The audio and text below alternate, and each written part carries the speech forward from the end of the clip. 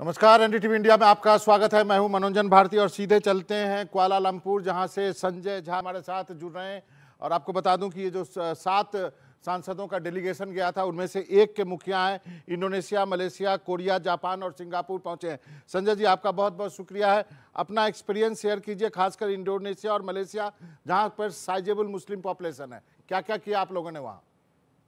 देखिए, हम लोग पहले जापान, साउथ कोरिया और सिंगापुर, आवाज इस नहीं आ 3 रही का है, तो मैं बड़ा अनम्यूट कीजिए।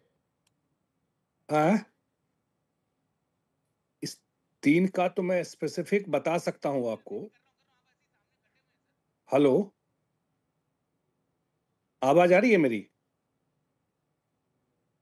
हाँ, स्पेसिफिक कह सकता हूँ कि वो एप्रिशिएट किए इंडिया के पोजीशन को, और हम लोगों ने जो बात रखी कि जो न्यू नॉर्मल इंडिया का स्टैंड है, ऑपरेशन सिंदूर को लेकर के, और मेजर तरीके से इंडिया ने जो वहाँ पर जो टेररिस्ट इंफ्रास्ट्रक्चर था उसको ख़त्म किया, वो सारे चीज़ को अप्रिशिएट किया। और ये 3 कंट्री, जापान, साउथ कोरिया और सिंगापुर, इनका एक चीज़ पे बहुत अप्रिसिएशन था, जो India 4th largest economy world का हुआ है, जो जापान को भी सरपास किया है।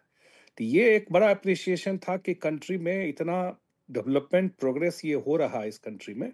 और किसी भी कंट्री में पीस इंपॉर्टेंट है। टेररिज्म के सारे फॉर्म को उन्होंने क्रिटिसाइज किया।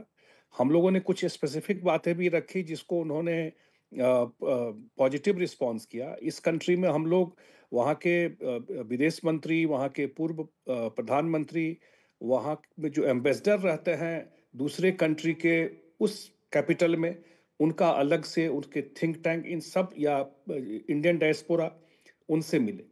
इंडोनेशिया में हम लोगों को भी बहुत अच्छा रिस्पांस मिला, जबकि लार्जेस्ट मुस्लिम पॉपुलेशन का कंट्री इंडोनेशिया, और हम लोग के पोजीशन को अप्रिशिएट भी किया, इंडिया को सपोर्ट भी किया, टेररिज्म को फैक्टर को माना भी जो हो रहा है इंडिया में। अभी हम लोग मलेशिया में हैं। यहाँ थोड़ा सा, यहाँ के जो प्राइम मिनिस्टर हैं इब्राहिम, उन्होंने तो अपने ट्वीट में या उसमें क्रिटिसिज्म किया ही है। यहाँ अपना एक डिबेट चलता रहता है इंडिया पाकिस्तान को लेकर के, ये एक फैक्टर है यहाँ पर। और जैसे बता रहे थे कि वहाँ के प्राइम मिनिस्टर उसी समय आने वाले थे 9 मई को, पाकिस्तान के प्राइम मिनिस्टर यहाँ पर जब वहाँ पे ये चल रहा था, और उन्होंने कैंसिल कर दिया, ये बता रहे थे आज। लेकिन लार्जली मैं कह सकता हूँ, क्योंकि हम लोग का कंक्लूडिंग अब हो रहा है, कि इंडिया जो एक इकोनॉमिक ग्रोथ और जो इंडिया का एक पोजीशन वर्ल्ड में है, या लीडरशिप जो इंडिया का है, उसको सब जगह अप्रिशिएट किया गया। और सेकंड, इंडिया ये फेस कर रहा है, उसको लोग भी अप्रिशिएट किए। सर मुझे एक न्यूक्लियर इशू। सर ये बताइए कि बताइए। आपकी जो टीम थी उसमें विपक्ष के लोग भी हैं, सत्ता के लोग भी हैं, आप खुद मंत्री हैं, अलग अलग धर्म के, अलग अलग रीजन के लोग हैं। इसको कैसे लिया गया वहां पर जब आप वहां के नेताओं से मिले तो?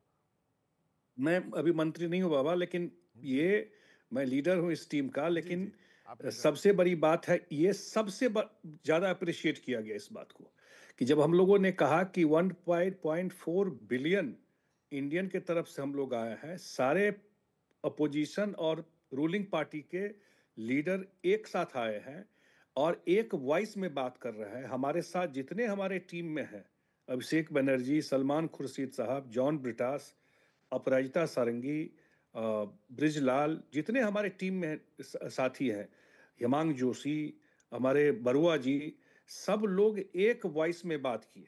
ये सबसे ज़्यादा अप्रिशिएट किया, और इंडियन गवर्नमेंट को और सरकार को और प्रधानमंत्री को, खास करके नरेंद्र मोदी जी को, कि उन्होंने बड़ा ही वाइज ये लिया कि टेररिज्म के खिलाफ जीरो टॉलरेंस सिर्फ शब्दों में नहीं, पूरा इंडियन पार्लियामेंट का जो डेलीगेशन है, और पार्टी डेलीगेशन, वो अपने पर्सनल कन्वर्सेशन में भी बोलते थे कि ये हम लोगों के लिए सबसे अप्रिशिएट करने वाली बात है कि अक्रॉस पार्टी लाइन और अक्रॉस रीजन, कोई साउथ से है, कोई नॉर्थ ईस्ट से है, कोई ईस्ट से है, कोई सेंटर से है, माने पूरा कंट्री को रिप्रेजेंट करते हुए लोग एक वॉइस में बात कर रहे हैं। उसका बड़ा अप्रिसिएशन रहा यहाँ पर। तो अब जब यहाँ इंडिया जब आएंगे कल, आप तो अब प्रधानमंत्री से, अभी जो खबर आई है कि 9 या 10 जून को प्रधानमंत्री आ से रही है। आपकी मुलाकात होगी।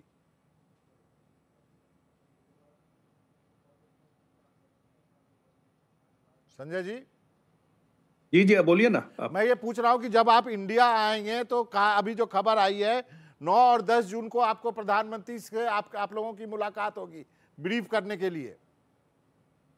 ये अभी हम लोग को जानकारी नहीं है इस बारे में।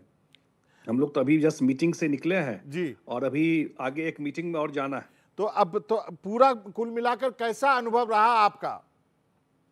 मैंने कहा कि 3 चीजें जो, एक तो ऑपरेशन सिंदूर और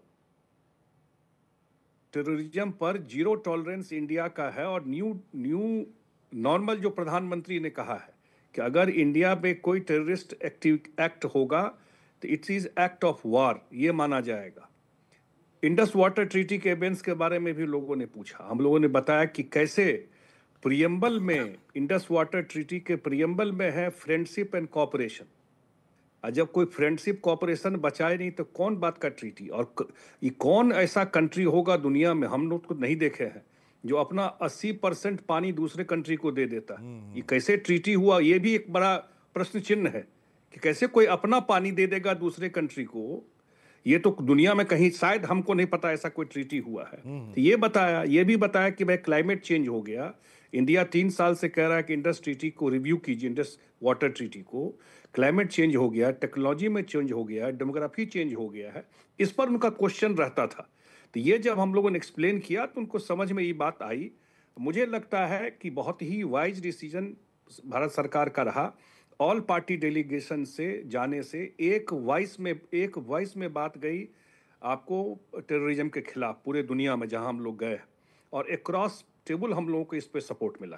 एक अंतिम का सवाल है कि क्या आप लोगों ने इन सारे नेशंस को, क्योंकि इसमें कोरिया, जापान, सिंगापुर, ये जो बड़ी बड़ी इकोनॉमी है ये भी है, तो क्या आपने इनको बताया कि भाई साहब इतना टेररिज्म होने के बाद पाकिस्तान को आईएमएफ का लोन कैसे मिल जाता है? बिल्कुल, हम लोग तो बोले, हम लोगों ने यहाँ तक कहा कि एक्शन, इसका जो है फाइनेंशियल एक्शन टास्क फोर्स, इसमें 2018 से 22 तक पाकिस्तान ग्रे लिस्ट में था और 22 में फिर बाहर निकला है, और जुलाई में मीटिंग है। आप लोग सपोर्ट कीजिए इसको ग्रे लिस्ट में डालने के लिए। और उसका पर्पस यही है कि जो कंट्री टेररिस्ट को फाइनेंस करता है उसको ग्रे लिस्ट में डालते हैं। माने ये एक वॉच डॉग है। इस पर उस लाइन को अप्रिशिएट किया इन लोगों ने कि वो पैसा कोई डेवलपमेंट के काम में थोड़े लगाता है, वो तो डिफेंस और टेररिज्म को बढ़ाने के लिए लगाता है। ये सारी बात हम लोगों ने वहाँ पर रखी है। और मुझे लगता है कि ये जो भेजा है सरकार ने, जो भारत का पॉइंट ऑफ व्यू बात जाती थी, हम लोग फेस करते हैं डे टू डे तो हम लोग ज़्यादा समझते हैं समस्या, लेकिन टोक्यो में बैठकर लोग सुन रहा है, कहीं से वेस्टर्न मीडिया अपने तरीके से इंटरप्रेट करके बोल रहा है। तो वो सलमान खुर्शीद वाली, संजय जी क्या बात हुई थी जब उन्होंने 370 का को सपोर्ट किया था हटाने का, वो क्या वाकया हुआ था? नहीं, उन्होंने अपने बातचीत में रखा कि 370 हटने के बाद इंटीग्रेट हुआ कश्मीर, और ये भी रखा कि किस तरह वहाँ डेवलपमेंट प्रोग्रेस हुआ, और ये भी रखा कि कैसे वहाँ इलेक्शन हुआ, कितने लोग पार्टिसिपेट किए असेंबली इलेक्शन में, और वहाँ 3 करोड़ से ज़्यादा वहाँ टूरिस्ट गए हुए थे। तो वो तो पूरा का पूरा वहाँ का इकोनॉमी थ्राइव कर रहा था। ये सब बात उन्होंने कहा है। एंड ऑफ द डे आप कितने सेटिस्फाइड हैं आप लोग? नहीं 100%, इसलिए कि जो प्रधानमंत्री जी का था कि इंडिया का पोजीशन क्लियर करने के लिए, और जिस जिस फैक्टर पे हम लोग गए थे बात रखने के लिए, जैसे मैंने बताया आपको, इंडिया का न्यू डॉक्ट्रिन जो है, न्यू पॉलिसी जो अब होगा भविष्य में टेररिज्म के खिलाफ, या न्यूक्लियर ब्लैकमेल नहीं चलेगा कि न्यूक्लियर स्टेट के नाम पर आप टेररिस्ट भेजते रहिए, ये अभी देश झेलने के लिए तैयार नहीं है। मैंने हम लोगों ने कह दिया कि देश में अब है एनफ इज एनफ, हो गया। इस मूड में कंट्री है, और नॉर्मली हम लोग नहीं चाहते हैं, ये हमारा ट्रैक रिकॉर्ड है इकोनॉमिक एक्टिविटी का भी, और ये बात वहाँ समझ में लोगों की आई। बहुत सारे क्वेश्चंस आते रहे, और जिस तरह से वहाँ बात होती रही, तो बिल्कुल इंडिया का जो आपको व्यू है कंट्री का, वो समझ में आना। जब हम लोगों ने सारे जो आपको अलग अलग देश के एम्बेसडर से मिले, उनके भी बहुत सारे question, they agree with us, agree कर रहे थे सारे बात से, और सबको पता था। ये जैसे ही हम लोग फोटो दिखाते थे, भाई दुनिया में कहीं नहीं मिला ओसामा बिन लादेन। अब फाइनली जाके मिला अपोटाबाद में। 2008 में कसाब का देखिए कैसे ये पकड़ा गया, वो पाकिस्तानी नेशनल था जहां 160 लोग मारे गए। तो ये सब बात जब रिकॉल भी ये सब चीज हम लोग कराते रहते, मुझे लगता है कि बिल्कुल सेटिस्फाइड और सटीक इसका रिस्पांस लोगों की तरफ से मिला हम लोगों को। चलिए संजय झा जी, आपका बहुत बहुत शुक्रिया, आपने वक्त निकाला इस हेक्टिक शेड्यूल से। धन्यवाद sir. Thank you. Thank you sir, thank you.